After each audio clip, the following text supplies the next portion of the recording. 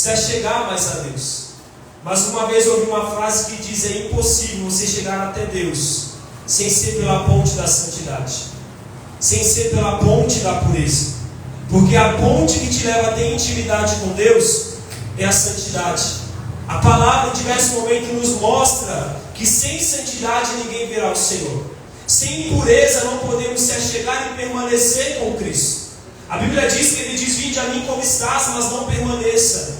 Porque Ele aceita que você se assente à mesa com o pecado, mas Ele não aceita que você permaneça. Porque toda mesa de pecador que Jesus sentou, Ele sentou para transformar. Jesus nunca sentou na mesa do pecador para que ele permaneça na prática do pecado. Quando Jesus se sentou na mesa com um pecador chamado Zaqueu, Zaqueu mesmo reconheceu o seu erro e o seu pecado. Então nós precisamos compreender que na mesa do pecador que Jesus senta, Ele senta para transformar o pecador.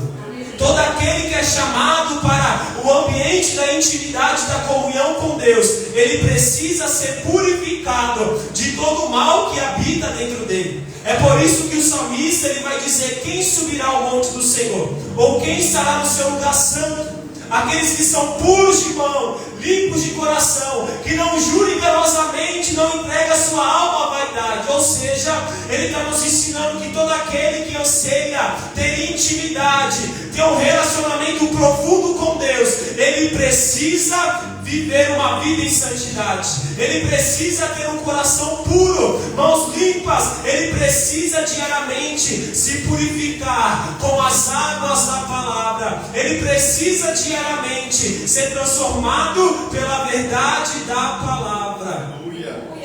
É por isso que nesta noite o Espírito Santo me conduz a pregar sobre este homem chamado Naamã. Porque este homem era um grande homem. Um homem que tinha um grande exército ao seu dispor. Um homem que tinha nome. Um homem que tinha fama. Um homem que provavelmente por ter tudo isso tinha riqueza. Mas a Bíblia diz que ele era um varão leproso.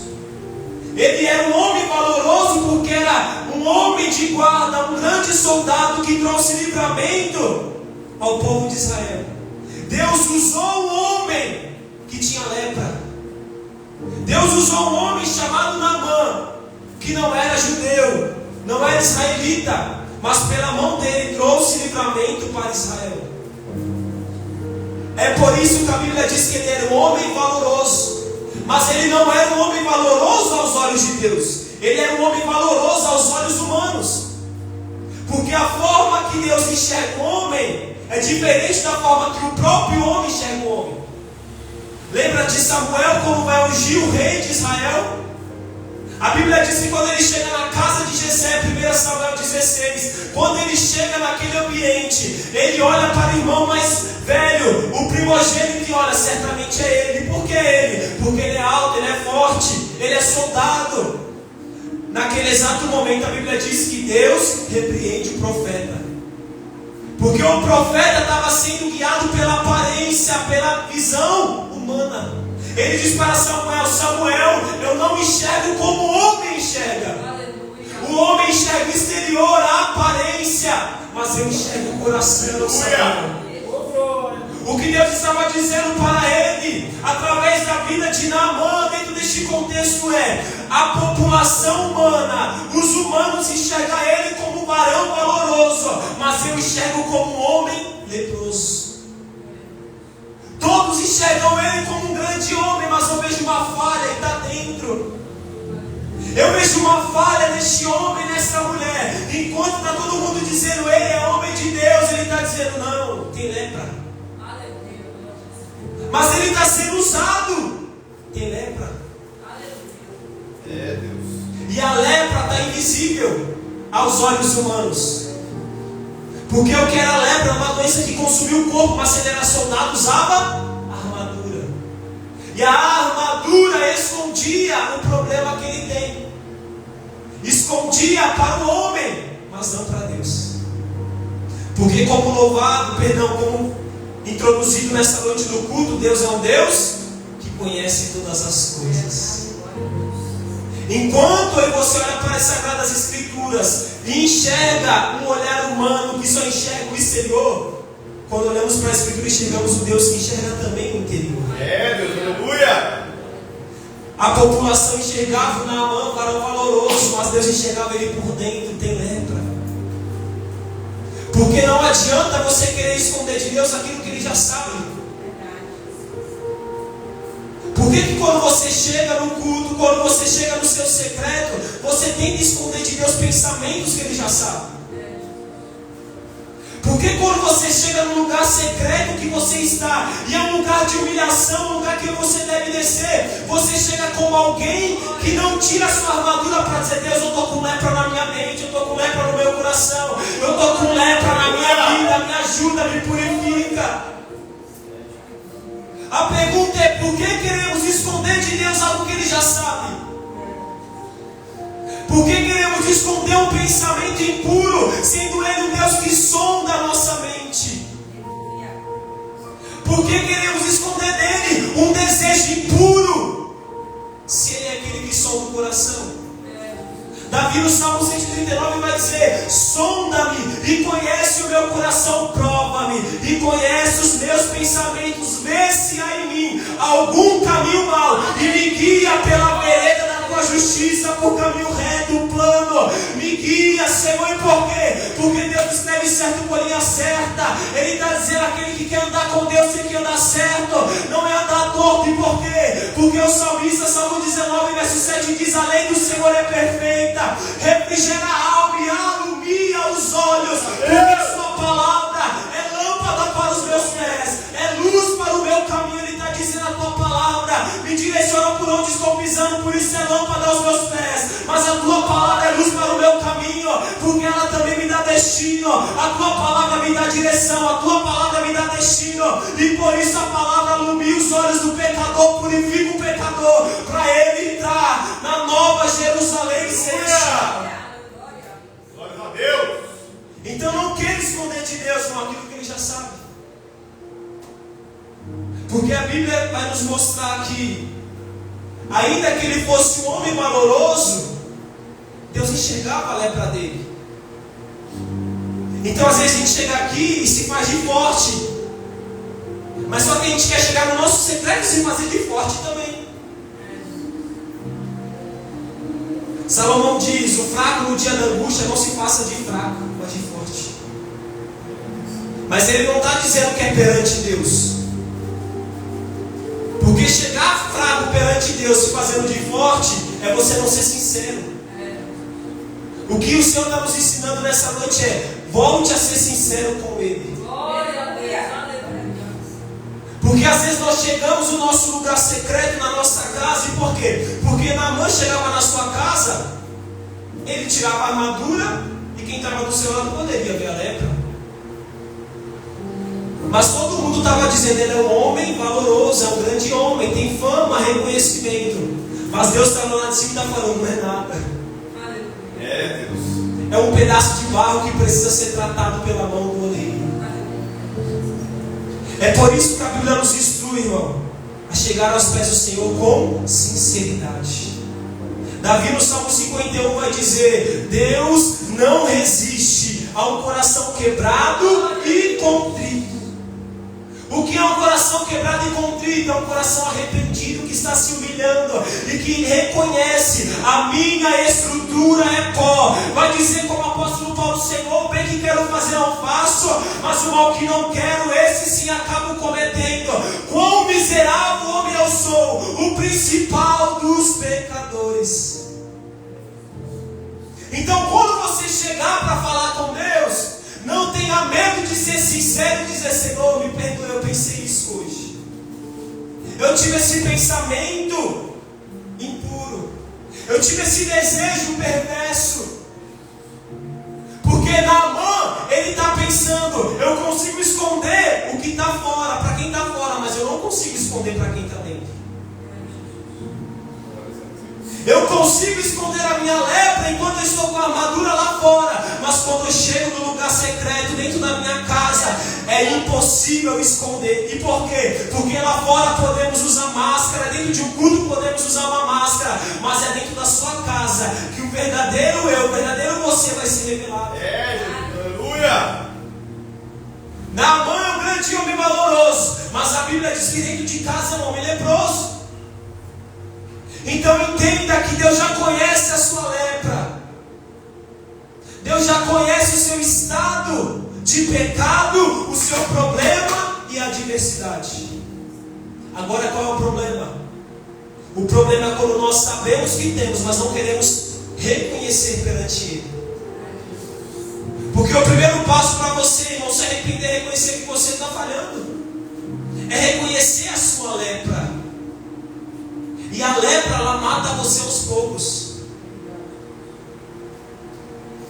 Um pouquinho aqui, um pouquinho ali. Ela consome primeiro fora, depois dentro. Justamente como o pecado. É por isso que Deus está dizendo: ei, desça na minha presença com o coração sincero. Às vezes nós queremos orar, irmão, e a gente acha que Deus, Ele quer uma oração bonita. Uma coisa eu aprendi, o Espírito Santo me ensinou: Deus não quer oração bonita e nem feia, quer oração sincera. Deus, Ele não quer que você ore uma oração bonita ou com palavras feias, assim como às vezes nós não sabemos falar a palavra bonita, mas Ele quer que você seja sincero. Naamã está dentro de casa, mas está leproso. Aí Naamã está vivendo uma vida dupla, porque fora é varão valoroso, dentro é leproso. Ele sai, é ovacionado, dentro todo mundo chega para longe dele. Naamã não era judeu, então ele não tinha que guardar a lei da lepra. Qual era a lei da lepra? Apresentada por Deus através de Moisés. O leproso tem que ser separado. Mas por ele não ser judeu, não precisava guardar este mandamento, porque era exclusivo para os judeus. Então ele vivia a sua vida cotidianamente como queria. Ele está com lepra, mas ia trabalhar. Está com lepra, ia para a escola, para a faculdade, ia resolver os problemas. Mas Deus está dizendo: eu trouxe você nessa noite para tratar a sua lepra. Eu trouxe você aqui para tratar a lepra, que talvez não esteja fora, mas esteja na sua mente, no seu coração, na sua vida espiritual. Talvez as suas vestes espirituais que estão sujas e maculadas pelo pecado. Talvez seja um pensamento que está te consumindo e você se sente escrava deste pensamento.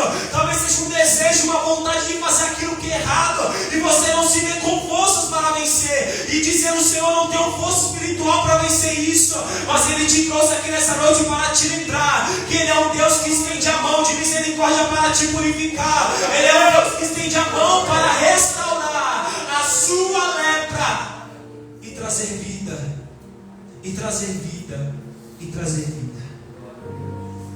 A Bíblia diz que dentro daquele contexto da Síria, ele era um homem que tinha um palácio, riqueza, fama. E a Bíblia diz que uma menina vem de Israel como escrava para servir dentro do palácio dele, dentro da casa dele. E o texto vai dizer no verso 2 que aquela menina servia a mulher dele. É por isso que eu disse que lá fora você pode esconder, mas dentro é impossível. Porque em nenhum momento o texto vai dizer que aquela menina ouviu que ele estava com lepra, mas ela está dentro da casa e está vendo. Porque é dentro da casa, como eu disse, que o meu eu verdadeiro, o seu eu verdadeiro vai ser revelado. E por quê? Porque dentro de casa não tem máscara. Você não precisa provar para ninguém quem você é. Porque é dentro de casa que Deus, Ele também te conhece. É dentro de casa que Ele te vê. Porque às vezes chegamos aqui, fizemos uma média, aparentamos ser quem não somos. Chegamos no trabalho, aparentamos ser quem não somos. Mas é dentro de casa que vai ter uma menina cheia do Espírito Santo que vai dizer: ei, você está com lepra. Quem dera estivéssemos em Samaria para chamar o profeta. Quem dera estivéssemos em Samaria para chamar o profeta. Quem dera estivéssemos em Samaria e chamássemos o profeta. Por quê? Porque ele restauraria a sua lepra.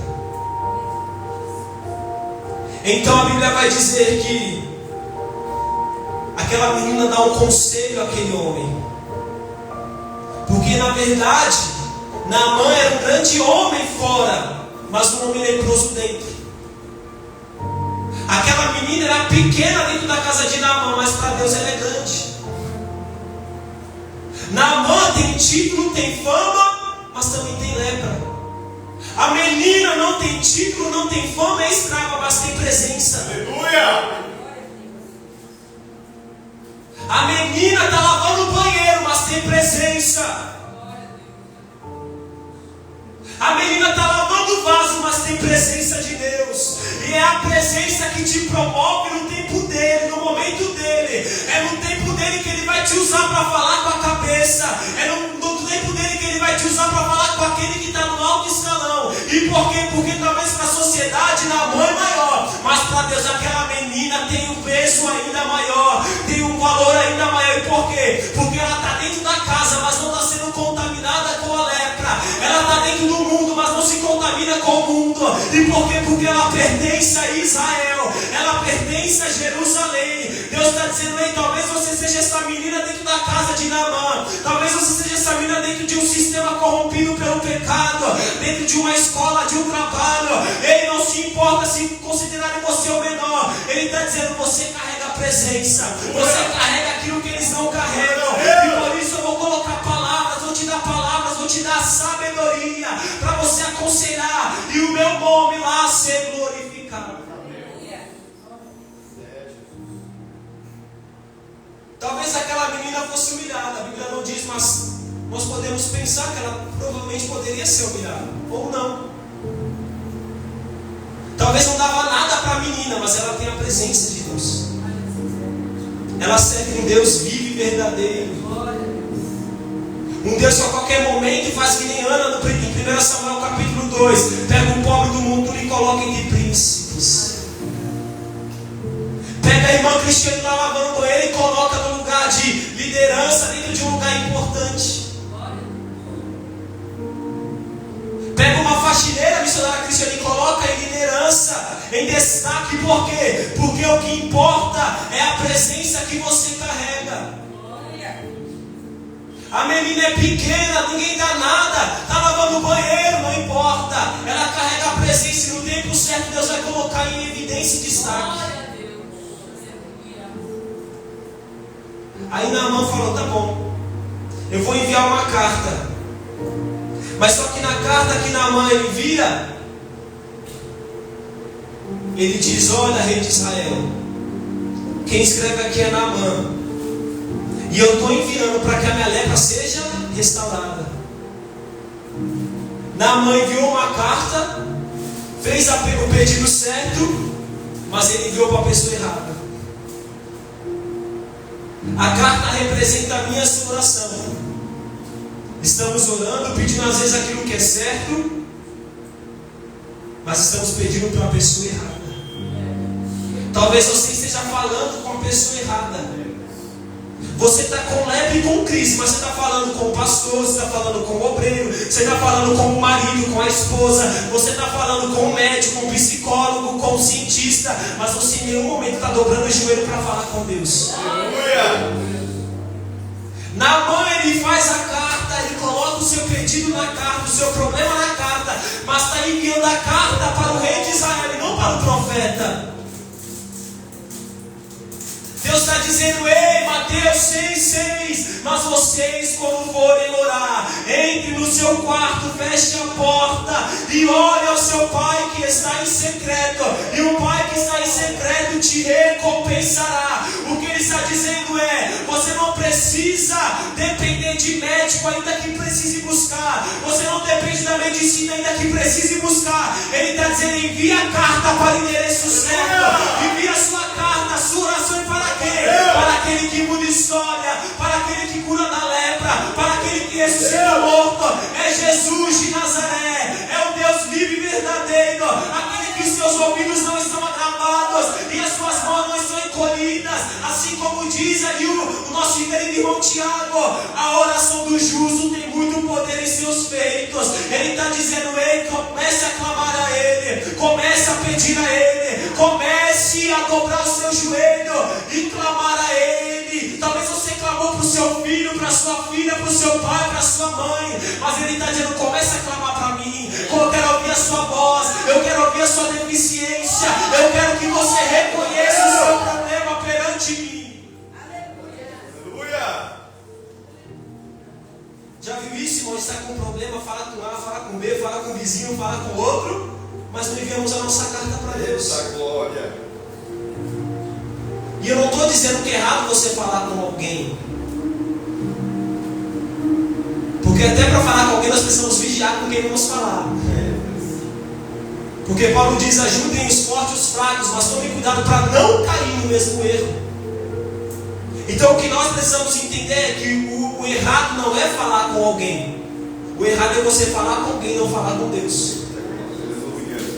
Deus está dizendo: você pode se abrir com alguém de confiança? Pode, mas não deixe de se abrir comigo. Você fala do seu problema com o vizinho, vigia nisso, mas você pode falar, mas ele está dizendo: fala comigo. Mas se Deus é onipresente, sabe de tudo, está em todos os lugares, é conhecedor daquilo que eu vou falar, a Bíblia diz, antes mesmo de pedir. Por que eu tenho que falar? Porque falar envolve reconhecer que você precisa dele. Pedir envolve que você reconheceu que só ele pode fazer por você aquilo que homem algum pode fazer, vizinho algum pode fazer, pastor humano algum pode fazer. Aí a Bíblia diz, irmão, que a carta chega no rei de Israel. Mas quando chega no rei de Israel, sabe o que ele faz? Ele rasga a sua veste e diz: sou eu Deus para dar vida e tirar vida? Porque às vezes você fala com alguém e fala: eu não posso resolver seu problema. Você se abre com alguém e fala: eu não posso resolver seu problema. O que ele está dizendo é: você pediu a coisa certa, você enviou a carta certa, mas para a pessoa errada. Aí chega o profeta Eliseu, e o profeta é o representante de Deus na terra. Então enviou a carta para o profeta, envia a carta para Deus. Porque se ele é o representante de Deus na terra, quer dizer que a direção que Deus dá a ele, ele vai dar para aquele que enviou a carta. Mas quando a carta chega ao rei de Israel, ele rasga a veste e diz: quem sou eu, Deus, para dar vida ou tirar vida? E ele começa a se humilhar. Mas quando a Bíblia diz que Eliseu chegou em cena, ele diz: por que você está fazendo isso? Manda ele vir. Manda ele vir. Por que, Eliseu? Porque tem profeta em Israel. Aleluia! Glória a Deus! Manda ele vir. Por que, Eliseu? Porque ainda tem profeta em Israel. A carta agora chegou, a petição agora chegou em quem deveria chegar. Mas ele está dizendo: ei, Naamã, não sou eu que vou até você, é você que vem até a mim. Aleluia! É você que está com lepra, é você que está pedindo. Mas ele está dizendo: Naamã, se esforce e vem até a mim. Deus está dizendo: ei, eu sei a sua lepra, eu sei o seu pensamento, eu sei a sua dificuldade, a sua crise, o seu processo, os seus problemas, a diversidade e tribulação. Mas ele está dizendo: eu já ouvi a sua oração, mas vem até a mim, vem até a mim, vem até a mim. Aleluia! Glória a Deus! Vem até Israel. Ele estava na Síria, o profeta diz: vem até a mim. Onde ele estava? Em Israel, Samaria. Porque Israel representa a presença de Deus. Ele está dizendo: o seu milagre, aquilo que você necessita, não vai ser gerado em Samaria, mas quando você vir para a minha presença, o milagre vai ser gerado. Aleluia! Então quer dizer que quando Naamã vem, ele tem que sair do desconforto, perdão, do conforto. Então o profeta gerou um desconforto nele. Porque você buscar para ser limpo da lepra é desconfortante. É orar, é comer Bíblia, é jejuar, é você se desgastar dizendo: Senhor, me purifica, me purifica, me purifica. O que o profeta está dizendo é: eu tenho um Deus que pode fazer, e sou profeta, e porque sou profeta, eu estou aqui dizendo: venha. Então isso quer dizer, irmão, que Deus, Ele tem o poder de fazer, mas nós precisamos fazer a nossa parte. Ele tem que descer da Síria para Israel. Ele teve que sair do seu conforto, da sua comodidade. É como ele vai dizer para o profeta Jeremias: levanta-te. E agora, Senhor, desce a casa do oleiro, lá te farei ouvir as minhas palavras. Deus estava dizendo, profeta, saia do conforto, do comodismo e desce. Se levanta, se coloca na posição e desce. A mesma coisa ele diz para Ezequiel. Ele vai dizer, ei Ezequiel, levanta-te, coloca em pé, e eu falarei contigo. Aleluia. Quando o profeta diz, tem profeta em Israel, mas vai e diga para ele, que é para ele vir para Israel, não eu que vou até Síria. Porque ele está dizendo, você é o interessado, eu também sou, mas você precisa vir até mim. Você precisa descer na oração. Você precisa buscar entendimento na palavra. E por quê? Porque é a palavra que te liberta. João capítulo 8, ele vai dizer, conhecereis a verdade, e a verdade vos libertará. Mas se eu não consumo esta verdade, eu não vou ser liberto com viver na mentira, na perdição. Então ele está dizendo, ei Naamã, toma vergonha na cara e vem até a mim. Porque sou eu que vou fazer. Eu tenho uma palavra, eu tenho uma direção, mas você precisa vir até a mim. Porque às vezes queremos ser purificados, mas não viemos até a Deus. Aí a Bíblia diz que ele recebe este comando, essa direção do profeta, e vem até Israel. Aí a Bíblia diz que quando ele chega em Israel, não é o profeta que vai até ele, mas ele envia um mensageiro.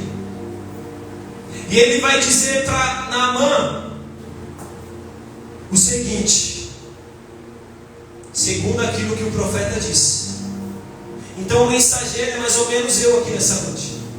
Porque se o profeta é representante de Deus, o próprio Deus da terra, ele está enviando um mensageiro para dizer, olha, ele mandou você ir até o Jordão e descer 7 vezes. Ele mandou você ir até o Jordão e descer 7 vezes. Não é uma, não é duas, não é três, não é quatro, não é cinco, não é 6, é 7.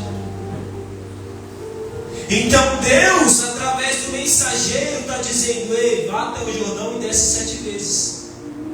Porque quando você assim o fizer, você vai ser purificado da sua lepra. Mas só que a Bíblia diz que ele não se alegrou. A Bíblia diz que ele não ficou feliz porque agora receberia a sua cura. Porque ele diz, olha, não poderia ele me enviar ao rio de Damasco, onde a água é cristalina, limpa, boa, potável. Aí Naamã endurece o coração. Porque às vezes Deus nos dá uma direção e nós endurecemos o nosso coração. Deus. Aí Deus usa quem? A menina de novo. Ele é profeta. Foi Deus que falou, então faça. Foi Deus que deu a direção, então faça. Porque se Ele está dizendo que vai acontecer, é que vai acontecer. Se Deus prometeu algo, permanece, vá conforme a direção dele, porque é Ele que vai fazer. Aleluia. O problema é que a direção é também desconfortante.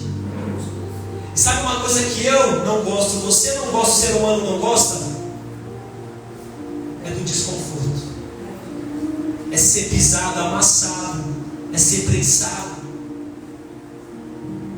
Mas só que se não tiver desconforto, não cresce. Se não tiver processo, não cresce. É por isso que o processo vem quando nós queremos uma vitória. É por isso que a tempestade vem quando queremos uma bonança. E por quê? Porque Deus está olhando para nós e dizendo, precisa ainda ser purificado, precisa ainda ser lapidado. Aí a menina diz, olha, ele é profeta, faça conforme ele diz. Aí Naamã deixou o orgulho de lado, falou, tá bom, vou fazer. Aí ele vai lá para o Jordão. Mas só que o mistério do Jordão, irmão, não é simplesmente o rio.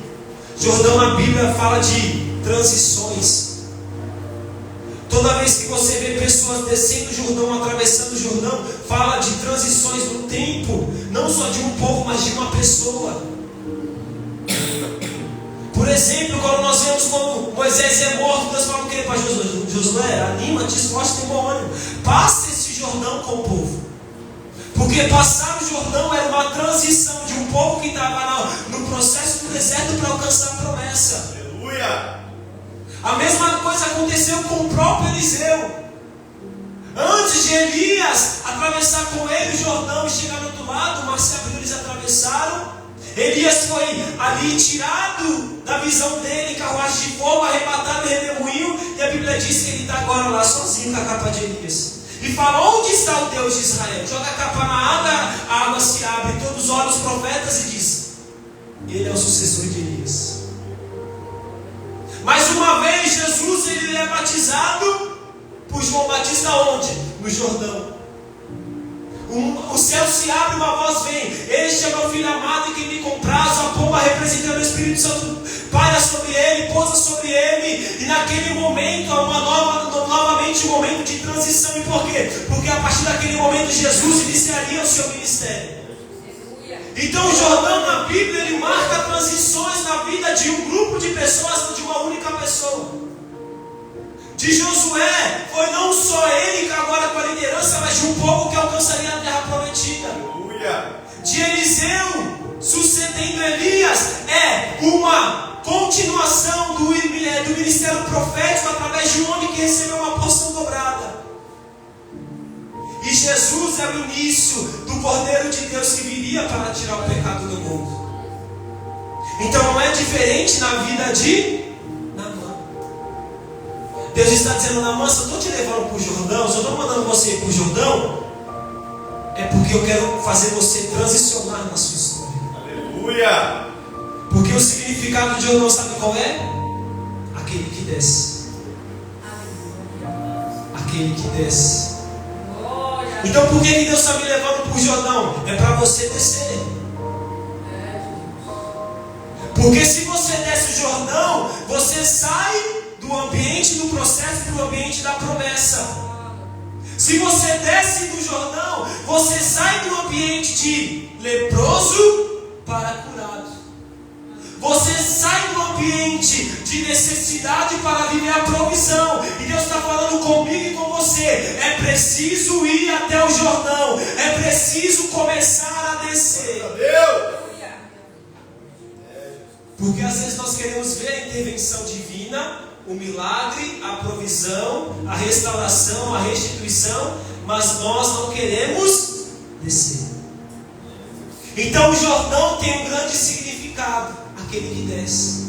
Então se Deus está te levando para o Jordão, o que você faz? Desce, clama, suplica. Agora, por que ele tem que descer 7 vezes? Não uma, não duas, não 3, não 4, não 5, não 6. Porque dentro da numerologia bíblica 7 significa perfeição, plenitude. Então Deus não quer que você viva por completo o que Ele tem para a sua história. Deus não queria curá-lo parcialmente. Deus queria curá-lo plenamente. Aleluia. Então, Naamã, você vai descer mais 7 vezes. Por quê? Porque eu faço a obra por completo, Naamã. Eu não sou um Deus que inicio e paro. Mas Paulo vai dizer em Filipenses 1,6: aquele que começou a boa obra é fiel para aperfeiçoar, terminar, completar até o dia de Cristo. Mas Jesus ainda não voltou para mim. Então até que Ele volte, continua descendo.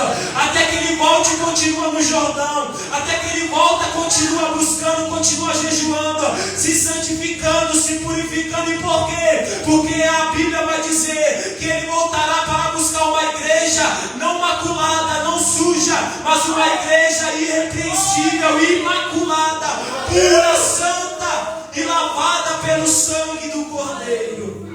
Glória a Deus. Aí Naamã, ele desce 7 vezes.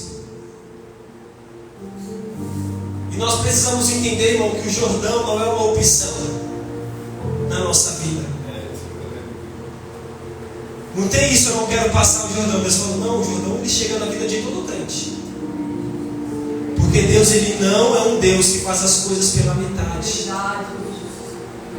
Uma coisa eu sei sobre Deus, 2: Deus, quando faz promessa, cumpre. 2: Deus não cumpre promessa pela metade. Então a Bíblia vai dizer que Deus não é homem para que minta, nem filho do homem para que se arrependa. Prometendo eu, certamente não farei. Prometendo eu, certamente não confirmarei. Porque se Deus tem uma promessa, Deus ele cumpre.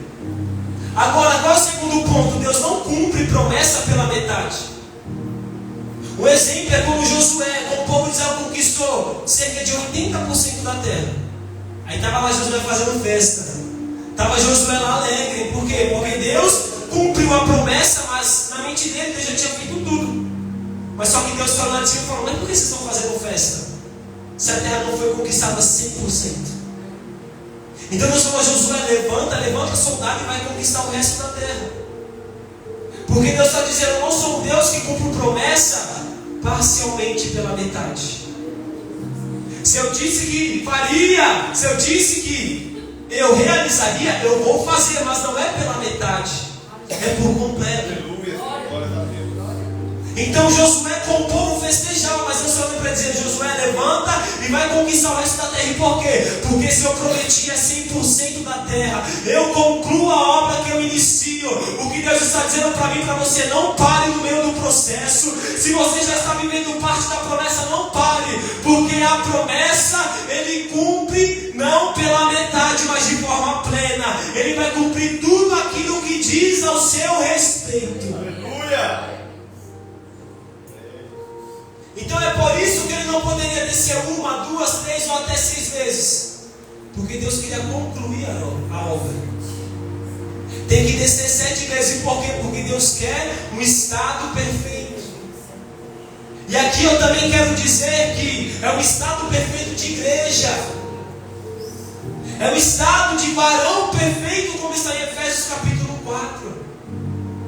É por isso que eu disse que enquanto Jesus não volta, é uma vida de quê? Submissão, uma vida de santificação, uma vida de purificação. Porque ele vai dizer no monte da bem-aventurança, Mateus capítulo 5: bem-aventurado os puros de coração, pois verão a Deus. Bem-aventurados os puros de coração, pois verão a Deus.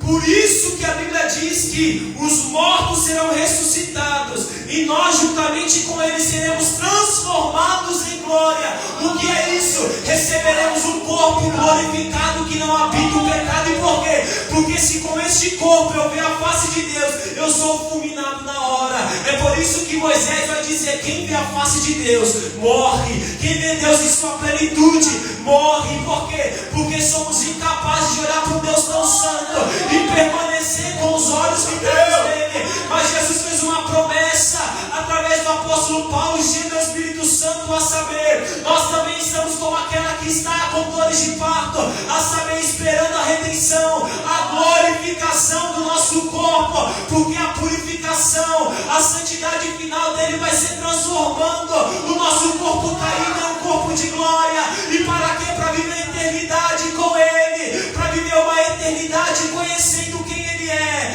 É por isso que Jesus diz em João 17 que a vida eterna é esta, que conheçamos eternamente a ele. Aleluia.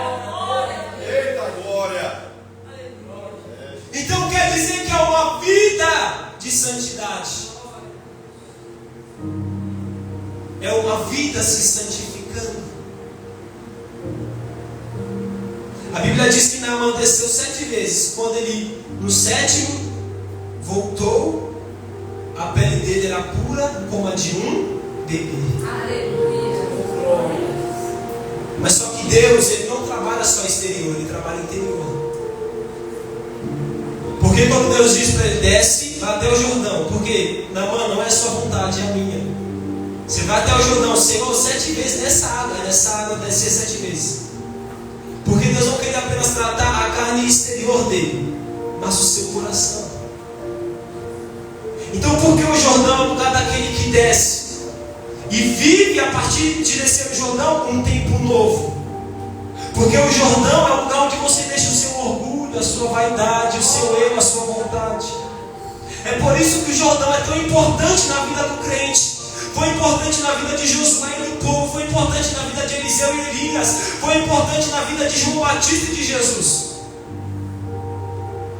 E especialmente na vida de Naamã. E por quê? Porque quando ele está descendo, ele está dizendo: Senhor, eu estou abrindo mão do meu ego, da minha vaidade. Eu estou abrindo mão do meu coração orgulhoso que não pede perdão. Eu estou abrindo mão da minha vaidade que não me permite ser humilde, mas nem ser manso, mas antes arrogante, soberbo e presunçoso. Aí Jesus vai dizer em Mateus 11:28: tomai o meu jugo e aprendei de mim, que sou manso e humilde de coração. Jesus está dizendo: sabe qual é a lição que eu te dou? Seja manso, seja humilde de coração. Aleluia! Então é no Jordão que nós deixamos todo o mal que em nós há, para aprender a ter um coração de Cristo, com um coração manso e humilde. E o que é um coração manso? É não responder na mesma moeda da maldade. É fazer como disse o apóstolo Paulo: se o teu inimigo tiver fome, dá-lhe de comer; se tiver sede, dá-lhe de beber. Porque fazendo isso, amontoará as brasas de fogo sobre a sua cabeça. Aí ele diz: não vença o mal com o mal, mas vença o mal com o bem. Jesus está sendo cuspido, está sendo espetado. Jesus está na cruz do Calvário, com os braços estendidos, sangrando, escorrendo sangue. Ele olha para ele e diz: Pai, perdoa-lhes, pois não sabem o que fazem. Isso é ser manso. Ah, irmão, mas era Jesus, eu não consigo. Quem disse? Quem disse que você não consegue? Ele está dizendo: busque. Por quê? Porque um dia Estevão estava sendo apedrejado, uma pedrada atrás da outra. Ele se ajoelha, o céu se abre e ele olha Jesus em pé, ao lado direito do Pai. Ele olha para Jesus, sabe o que ele diz? Senhor, fulmina eles, Senhor, mata eles. Ele não, ele diz: olha, Pai, perdoa-lhes, pois não sabem o que fazem. Perdoa-lhes. E por quê? Porque Estevão desceu ao Jordão. Estevão era cheio do Espírito Santo. Estevão era um homem com o caráter de Cristo, que dava bom testemunho. Estevão era cheio daquilo que é santo. Porque ser cheio do Espírito é ser cheio de um Espírito que é santo. Isso quer dizer não só poder, mas caráter.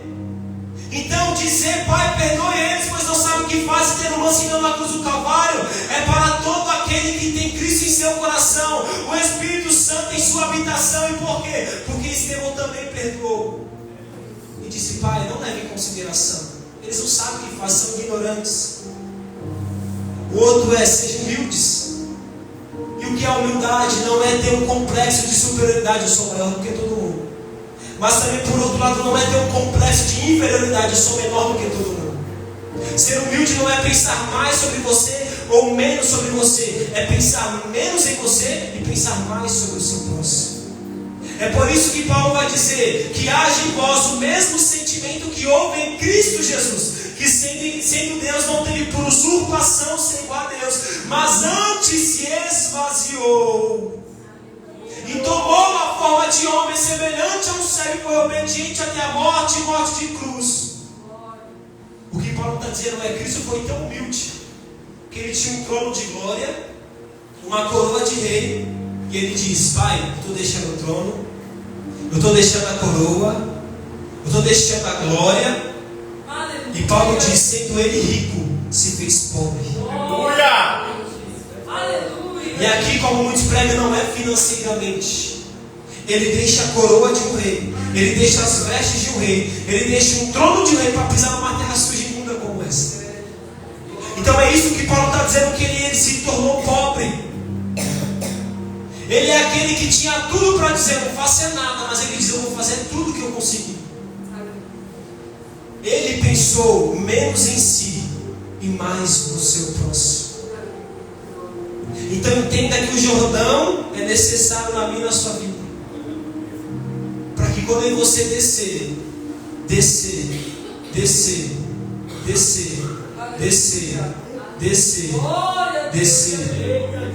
chegamos à purificação. E depois que eu busquei a Deus, aquele pensamento imundo foi-se embora, e aquele desejo imundo foi embora. Eu paro de buscar? Não, você permanece. Porque a sua carne, irmão, não converte. Quem converteu foi você, mas a natureza está aí dentro. Isso quer dizer que o pecado não tem mais poder sobre você, mas quer dizer que ainda é uma natureza natureza caída dentro de você que diariamente vai ansiar por aquilo que é mal. E sempre que eu falo isso, eu falo da frase de Martinho Lutero. Eu pensei que o velho homem tinha morrido nas águas do batismo, mas o miserável sabia nadar. Agora eu tenho que matar todo santo dia. Todo santo dia. É por isso que Paulo diz: eu estou crucificado com Cristo. Vivo não mais eu, mas Cristo vive em mim. Gálatas 2:20.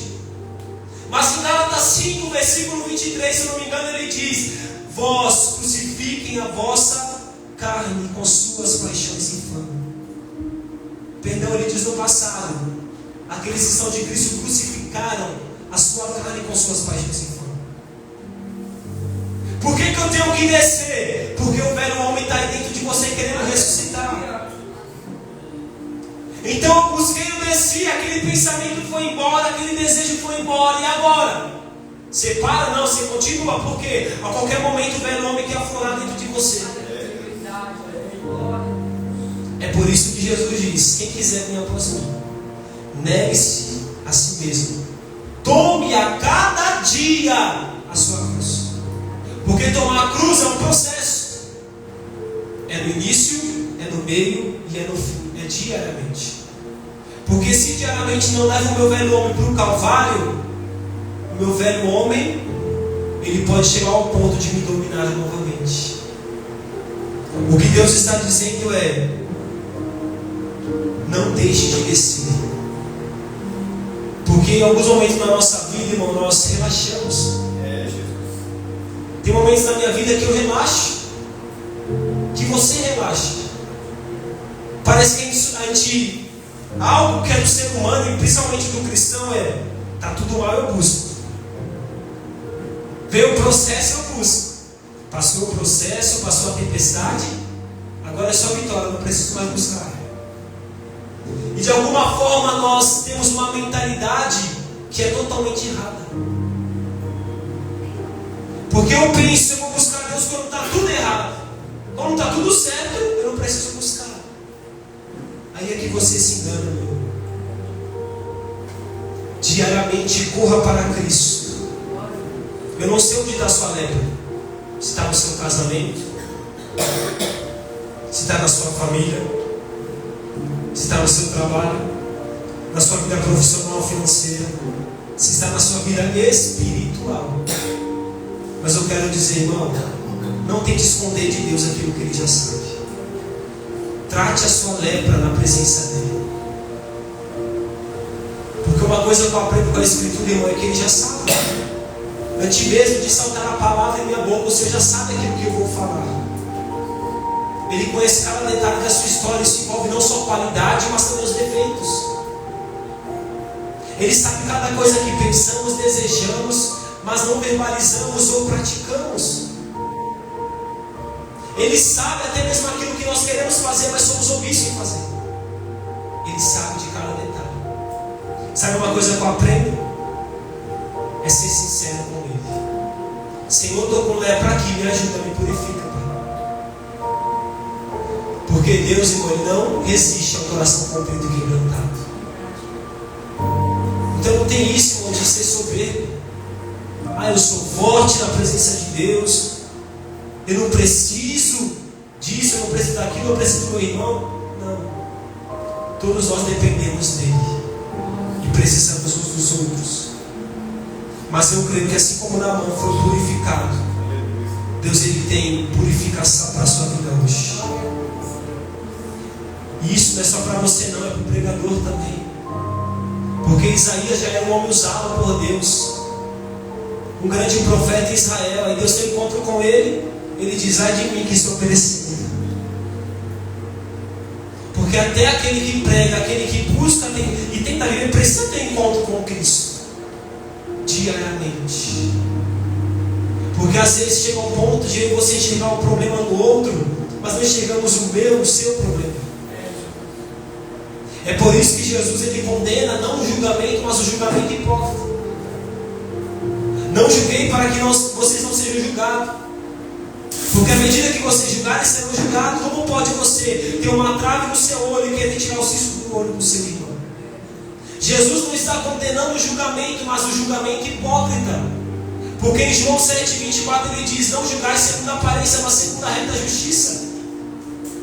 Então o que Jesus está dizendo é: antes de você apontar para o outro, aponta primeiro para você.